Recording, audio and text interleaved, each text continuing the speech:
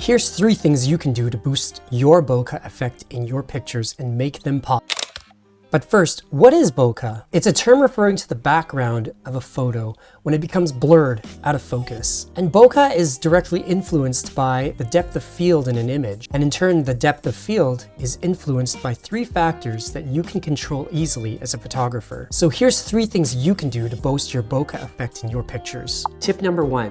Try shooting with a lower aperture such as f1.4. Now often you can only find lenses that can go as low as f1.4 in prime lenses. Lower aperture settings have a shallower depth of field, which means that your background will be more out of focus. And tip number 2, shoot with longer lenses. Telephoto lenses have a longer focal length than wide-angle lenses, and a longer focal length means a narrower field of view. This in turn means that the depth of field for a telephoto lens will be shallower than that of a wide-angle lens due to the fact that the objects in the frame are compressed more than a telephoto lens. This results in a shallower depth of field. And tip number 3, shoot closer to your subject. When the subject moves closer to the camera, the depth of field becomes more shallow, and that means that the background will become more blurry. In fact, this is why macro photography has such highly blurred backgrounds, even though they're shooting at higher apertures than f1.4. Now, one bonus tip to remember